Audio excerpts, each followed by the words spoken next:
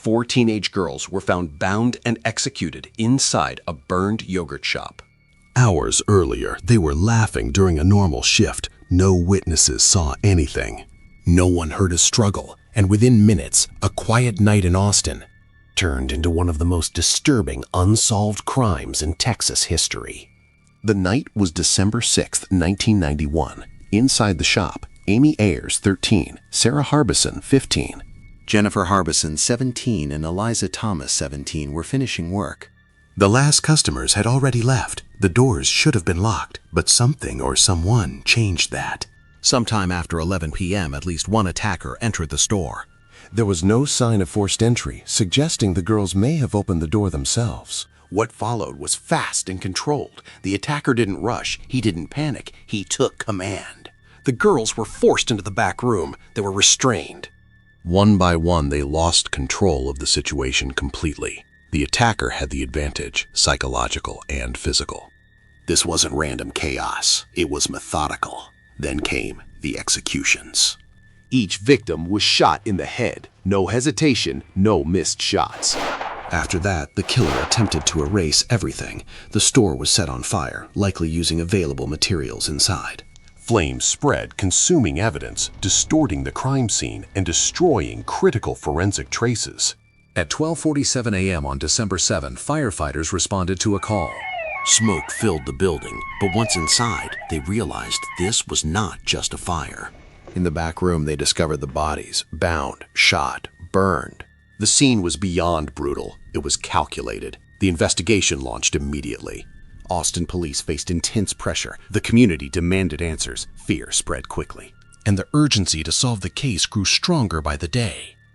Within months, 4 young men were arrested: Michael Scott, Robert Springsteen, Maurice Pierce, and Forrest Wellborn. According to investigators, they had confessed, but something didn't add up. The confessions were inconsistent. Details didn't match the evidence. Some statements included facts that were never confirmed. Others missed key elements entirely. There was no physical evidence linking any of them to the crime scene. No DNA, no fingerprints, nothing concrete. Still, the case moved forward. Interrogations had lasted for hours, sometimes days. The suspects were young, exhausted, and under extreme pressure. Over time, their stories changed. Some began to agree with details suggested by investigators. The line between truth and suggestion blurred. Despite the flaws, convictions followed. For a moment, it seemed like the case was solved. Years later, everything collapsed. Appeals brought new scrutiny. Legal teams challenged the interrogation methods. Experts testified about false confessions and psychological pressure. Courts reviewed the evidence and found it lacking. The confessions were ruled unreliable. Convictions were overturned. The case was back to zero. But now it was worse than before. The fire had already destroyed much of the evidence. Time had passed. Witness memories faded. Leads went cold. What remained was a fragmented case with no clear direction. For decades, the yogurt shop murders remained unsolved. The story resurfaced in documentaries and news specials.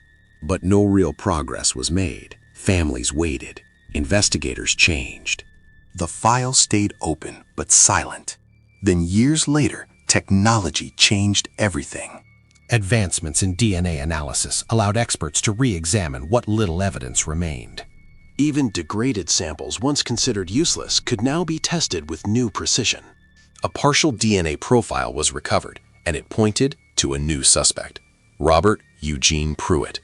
He had a history of violent crime during the same period. His background matched the psychological profile investigators had developed years earlier. For the first time, there was a lead that aligned with both behavior and evidence. But there was a problem. Pruitt was already dead. He had died in 1999, years before this technology existed. There would be no interrogation, no trial, no confirmation beyond the DNA link. The discovery raised even more questions. Was he acting alone? If so, how did he control 4 victims at once? If not, who helped him, and where are they now? Investigators reopened the case, reviewing old files, searching for connections. Anyone linked to Pruitt became a potential lead, but time had erased much of the trail. Evidence was limited, and without a living suspect, the case remained incomplete. Meanwhile, the 4 men originally arrested had already lost years of their lives. Their confessions, once considered the key to solving the case, were now seen as a warning. a reminder of how easily an investigation can go wrong under pressure. The yogurt shop murders didn't just leave behind victims, they left behind uncertainty. A crime carried out with control, followed by an investigation filled with mistakes. And a truth that surfaced too late to fully resolve what happened. More than 3 decades later, one fact remains unchanged. 4 girls walked into a normal shift and never walked out.